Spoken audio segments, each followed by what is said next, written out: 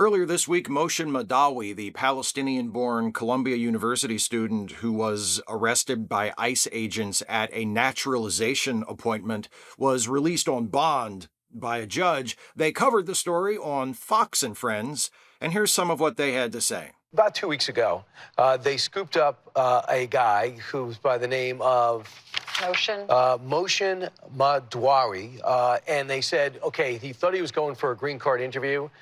They pulled him out because he's one of the co-founders of this Palestinian student organization that helped organize all the unrest over the last 2+ years, and who knows what they were doing on a lower profile on the Columbia College campus. And they looked at it and said, as one of the founders of the Palestinian Student Union, we've seen your role, and we're going to try to deport you.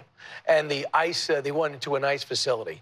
Yesterday, a judge heard his case and said he is not a threat. So while we evaluate his immigration status, he got out. And he didn't go out humbly. He came out defiantly and chose to call out President Trump. Listen. To President Trump and his cabinet, yes, I am not afraid of you. We have to restore and reform the international order and abide by international law as a first step towards justice. I don't care about international law. I care about the laws that govern this country. And I think we're setting a dangerous precedent that we have the courts involved with the visa process. So now every time someone doesn't like that their visa got denied or rejected, we have essentially said, now that's up to the courts to decide. Show me any statute that talks about the visa process. Sure, there's laws that govern our immigration process, but when it comes to the visa process, the Secretary of State has wide discretion, and now we have a guy that's beating his chest. He has anti-American views. He's trying to destroy a lot of the things that we hold true to our country. He stands with Hamas and a lot of the pro-Palestinian causes that are there that we don't support. And now we're letting him celebrate it outside of the courtroom. Not a good look. And that was Fox and Friends co-host Lawrence Jones doing most of the talking there, especially at the end when he began, "I don't care about international law," which you probably didn't need to come out and say that. We would have assumed that was the case given the show that you're on and the position that you're espousing. But it's always nice to spell it out anyway. The question that always comes first to my mind whenever I hear anyone railing against due process for people who have been accused of crimes, whether it's in the case of these people who are being threatened with deportation or anyone else, there's always someone on the right that is just throwing a fit about due process. And the question that always comes to my mind first is, what are we afraid of? What is the threat of affording due process to people? Because there's this weird dichotomy. There's this cognitive dissonance in the conservative mindset. And that goes fundamentally all the way down to the bottom. I feel like the conservative mindset, the conservative worldview in general is rooted in cognitive dissonance. But let's just focus on the due process objection. On the one hand, you have people who are always trumpeting how great our American system is. Our system of justice, they say, is second to none. Our national values are the greatest in the world and have made us the greatest nation on planet Earth. And our Constitution. Our Constitution is the envy of the world. Did you know our Constitution was the basis for the constitutions of so many other democratic nations all over the world? It is truly a magnificent document. If you've ever heard a constitutional originalist talk about the Constitution, they speak of it in the same reverent tones that extremely pious religious people use to talk about their religion's holy books. Like the Constitution is just, there are some people on the right who talk about the Constitution as though it is a holy text, as though it was written by, or at least inspired by, God himself.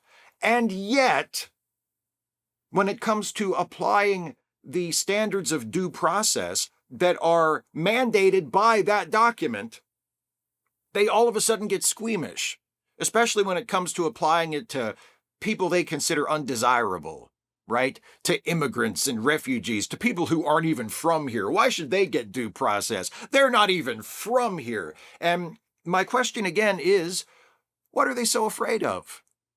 What is the threat? If our values and the system of laws and government that are built on top of those values, if that's really as strong as people on the right insist that it is, why should we feel threatened by affording due process to someone who has been accused of a crime, or in this case, not even accused of a crime? In the case of Mohsen Mahdawi, not even accused of a crime, just accused of being subversive, just accused of saying things and taking part in activities that are somehow a threat to American foreign policy or some other thing. What is the threat of allowing due process to take its course to determine whether or not these charges made against him are even valid?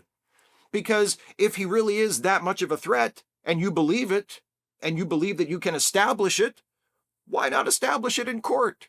So there's no question. So then you can deport this guy, and nobody will be able to argue with you about it. You can say, hey, it was established in a court of law. He had his day in court. He had his hearing. He presented his side. We presented our side. And the judge decided that we were right, and the revocation of his visa was completely justified, and we are totally within our rights to remove him from the country. Why not? Why not go through that process? What are we afraid of?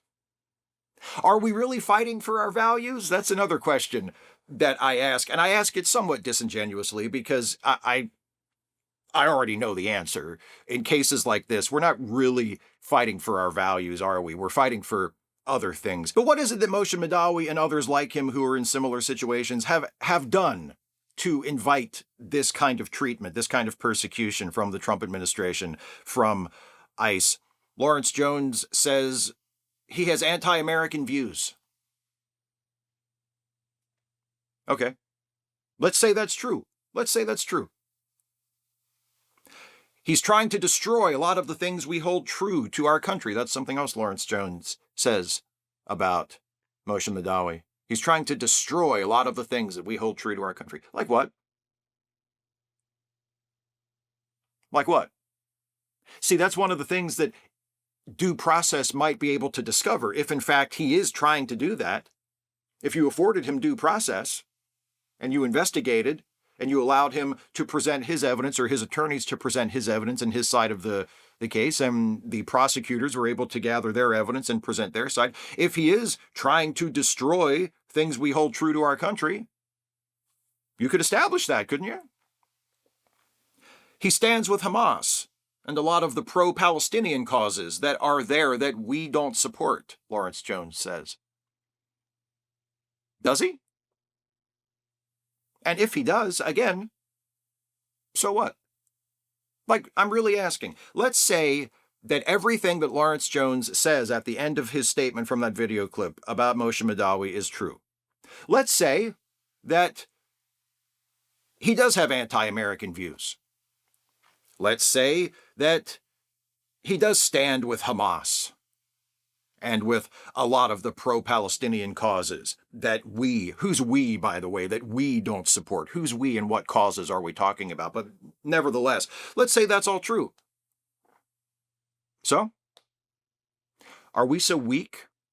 Are we so fearful in this country that we can't tolerate the presence in our midst of people who have come here from other countries who have views that might be described as anti-American? Now, as far as the other thing that Lawrence Jones says there, he's trying to destroy a lot of the things we hold true to our country. If that's not just rhetoric, if that's not just hyperbole, if that's not just Lawrence Jones saying that as a way of describing the supposed anti-American views and the supposed support for Hamas, if Mohsen Mahdawi is actually doing something criminal, something dangerous, if he is actually materially involved in some kind of terroristic activity, again, that should be investigated and due process should be applied, and we should figure out whether he's actually guilty of these things or not.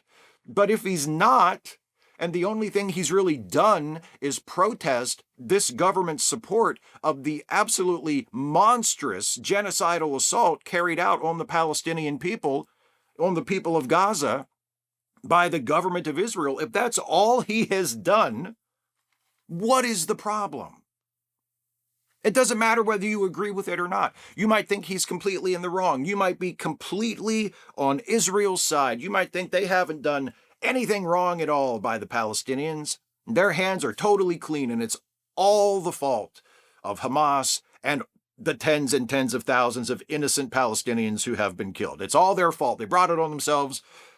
You might believe that. And even if you do, what is the reason for wanting to take someone like Mohsen Mahdawi, who has the opposing view, and remove them from the country? What is the threat? What are we so afraid of? What is so dangerous to a lot of the things we hold true to our country, as Lawrence Jones says? What's the danger? Because the truth is, I think, it's not about protecting the country. It's not about protecting American interests. It's certainly not about defending our values or the values we claim to have. You know how you defend your values? You live by them. That's how you defend your values. When you defend your values, you don't suspend them and put them up on a shelf and then do a whole bunch of stuff that is in direct contradiction to those values and say, I just have to do this to defend my values. You defend your values by living by them, by proving that they're good, that they work, that they're worth fighting for, that they're worth living by.